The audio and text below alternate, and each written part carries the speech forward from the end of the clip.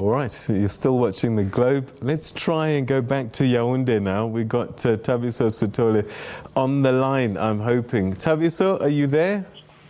Yes, good evening, Peter. Apologies for that. Sometimes the machinery refuses. But we're live. All of a sudden the pictures are blacked out. But I'm sure you're telephonically so we can have a chat, my brother. All right, okay. So this is the business end of Afcon.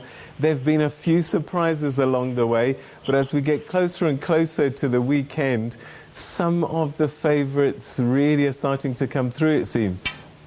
Look, Peter, to be honest, I think we're having this conversation with our colleagues throughout the couple of nations.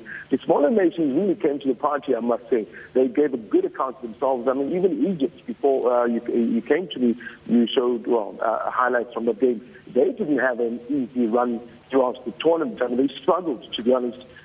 Even against that match against Morocco, they got 3-4 minutes down, or 3 minutes into the game, they considered a penalty, and they had to fight.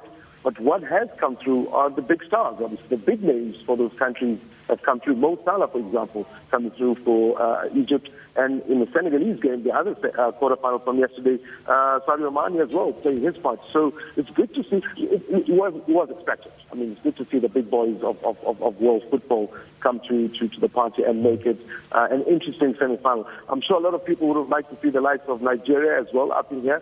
I know a lot of South Africans actually are happy that Ghana didn't make it anywhere this far. Peter? All right. So far, look, it's had its moments. The Stampede, certainly one of them. People complaining about pitch conditions. But by and large, has it been a good tournament? I'm not quite sure, Peter. One does not want to throw the baby out to the water, so to speak. Africa has tried to put its best foot forward. We know the problems leading up to this Africa Cup of Nations. We know they had the new president, Dr. Patrice Motsepe, had when there were threats that Cameroon will not even host this great tournament. Remember, this tournament was supposed to be held in 2019. It stopped. 2020, COVID happened. 2021, all of a sudden, weeks to go. Oh no, Cameroon is not ready. Stadiums will not be ready. There's concerns about safety. There's concerns about COVID-19. So for them to actually, at this stage, without the incident, obviously, that happened at the Yaounde Stadium, where Cameroon, the host nation, was playing Comoros, I think it's been quite a good, competition. We've seen VAR for the first time. I know a lot of South Africans, we want VAR, but then we saw some of the results that VAR produced in this tournament. A lot of people saying maybe not.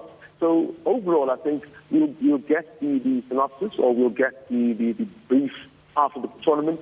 I don't want to put the markers on it, but I think so far Cameroon have handled themselves very well.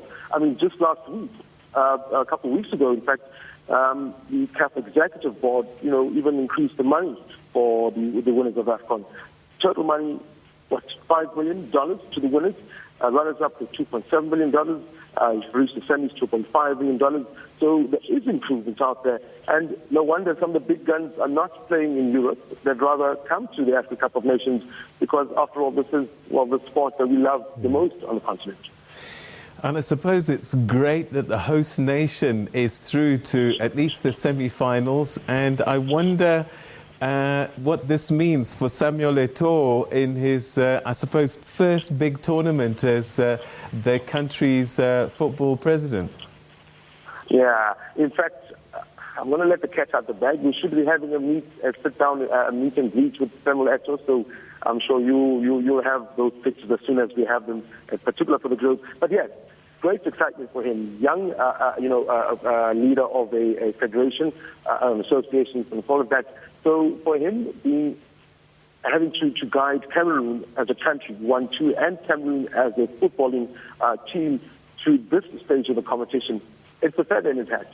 Secondly, again, they're playing Egypt in the second semi that will be on Thursday. Already a lot of us are speaking about that is a pity. That'll be the final before the final. That's a big match, Peter, in anyone's books. And particularly to see the numbers that Cameroon have been able to bring to stadiums. I remember that, at the beginning of the tournament, it was talked that 80% capacity will be allowed. But the Stampede showed that a lot of people are interested in the home team. And obviously, as you know, having hosted a couple of tournaments ourselves in South Africa, the further the team goes in the competition, the mood is happier in the country. In the streets, people are staying out, everyone's having a nice time. So I wish him the best of luck, but that one's going to be too close to call for me. I don't even want to touch it as far as who I think is going to win it. No, that's a tough one, but it's good for Cameroon that their team has gone through this far. All right, when you look at the four names in the semi-finals, Cameroon, Egypt, Senegal, Burkina Faso, the one that most people might not have thought would get this far is Burkina Faso.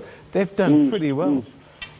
Yeah, no, they have. I mean, Burkina Faso has had a good run in as far as the tournament is concerned. But again, it's one of those, the earlier question to ask me, Peter, on the surprises of this tournament.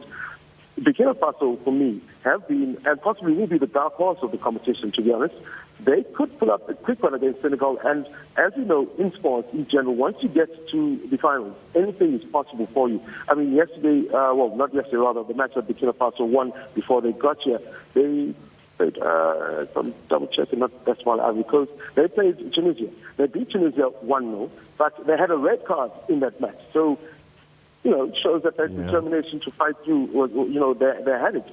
And as far as this match is concerned, it's going to be a tough one as well. I mean, in the round of 16, they played Gabon, and they drew 1-0 and won that on penalties, 7-6. So they've had a tough run through the tournament, but they've grafted, haven't they? I mean, the likes of Mali are not here. So what is it saying? The likes of, your Sierra Leone are not here. Again, what is it saying? Another team that surprised me was the Equatorial Guinea to get that far. In fact, I thought they would have had the beating of Egypt, Senegal late in the match, if they just concentrated a bit more. They were one up, and all of a sudden lost it back. So for me, it is a good thing to have the likes of Burkina Faso come through as far as this stage in competition. And they play the first match of the semi-finals. That will be on Wednesday. And in fact, I've just received in my brief, in my inbox, as a speak, Peter, tomorrow I'll be attending their training session around 11 a.m. local time. So it's about midday for Afcon time.